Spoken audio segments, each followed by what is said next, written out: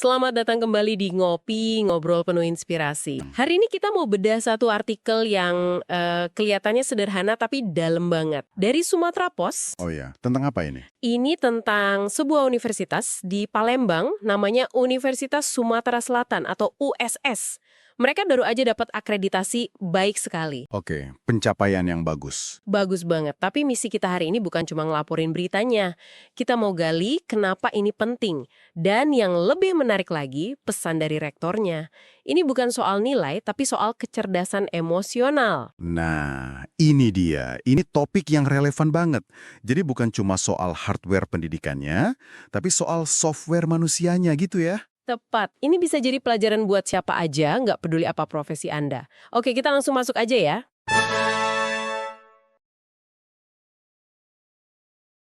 Boleh, silakan. Jadi berita utamanya, USS raih akreditasi baik sekali.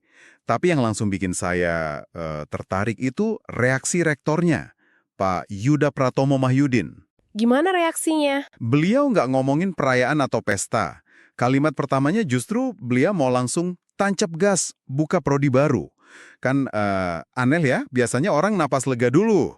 Hahaha, justru itu poin krusialnya. Pernyataan tancap gas itu bukan sekedar slogan, itu nunjukin DNA kepemimpinannya. Maksudnya, ada dua cara orang lihat pencapaian. Pertama, sebagai garis finish. Udah, selesai, kita rayakan. Kedua, sebagai checkpoint. Sebagai Oke. bukti bahwa mesin kita ini jalan, dan sekarang justru waktunya buat injek gas lebih dalam. Nah, USS ini jelas milih yang kedua. Akreditasi itu mereka anggap bahan bakar, bukan piala. Oh, jadi kayak mentalitas startup yang dibawa ke dunia akademik gitu ya. Validasi dapat, langsung scale up.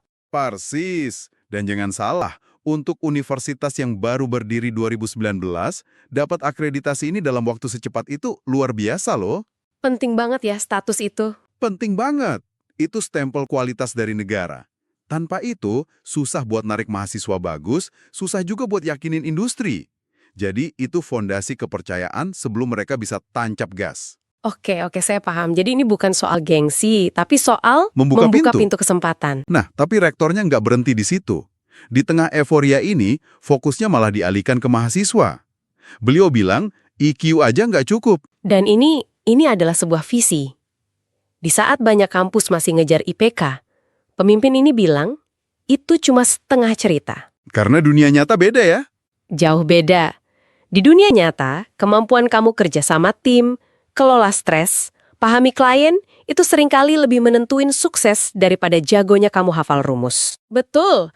Artikelnya bahkan nyebutin 5 komponen kecerdasan emosional atau IQ. Ada kesadaran diri, pengendalian diri, motivasi, empati, sama keterampilan sosial. Lengkap itu. Coba kita bedah dikit. Kesadaran diri itu apa cuma sekedar tahu, oh saya lagi marah gitu.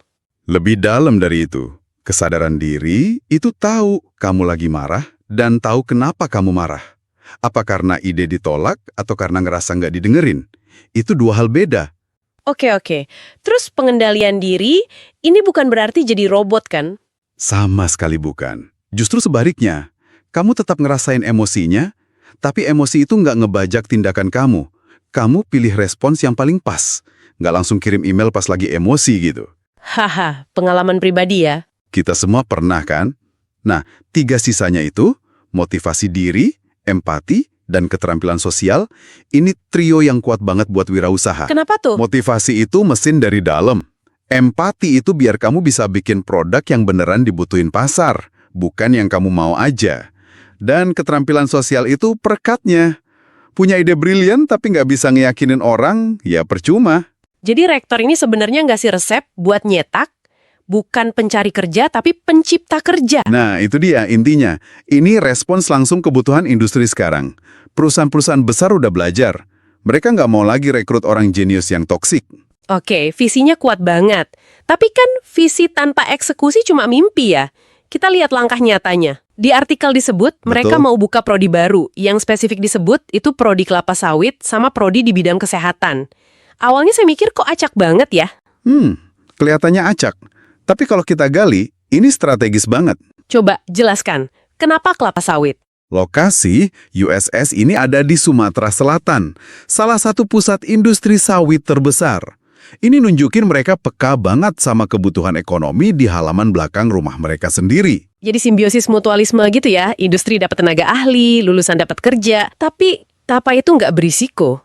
Bergantung sama satu komoditas yang harganya naik turun dan sering kena isu lingkungan. Itu risiko yang valid, tapi disitulah tantangannya.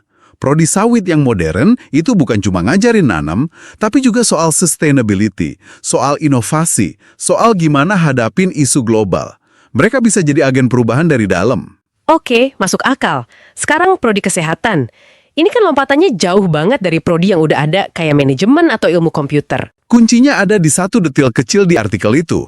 USS adalah bagian dari grup rumah sakit Bunda Palembang. Oh, Nah, itu game changer-nya. Itu mengubah segalanya. Mereka nggak mulai dari nol.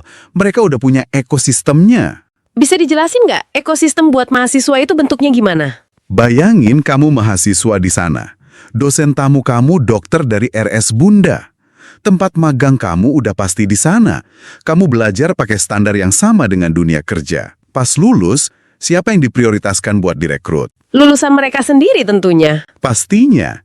Ini namanya jalur pipa talenta. Efisien banget. Pantasan. Dan kayaknya infrastrukturnya juga udah disiapin ya.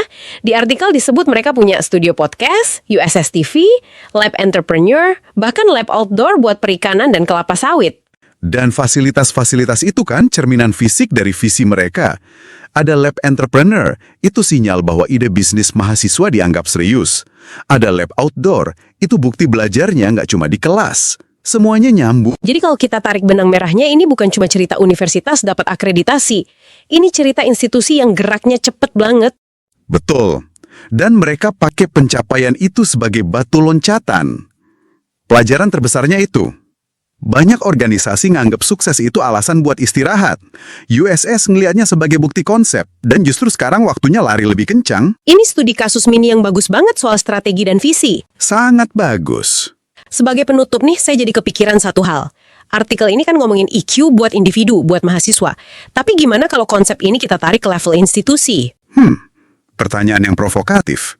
Gimana maksudnya? Bisa nggak sebuah universitas itu punya kecerdasan emosional institusional? Oke, menarik. Maksud saya kemampuan buat berempati sama kebutuhan industri lokal, kemampuan buat mengelola emosi perubahan zaman dengan tenang, dan kemampuan buat memotivasi semua orang di dalamnya buat gerak ke satu tujuan.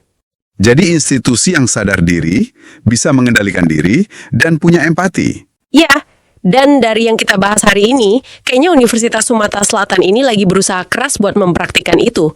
Mereka bukan cuma ngajarin EQ, tapi juga ngejalaninnya. Itu pemikiran yang dalam banyak buat kita renungkan.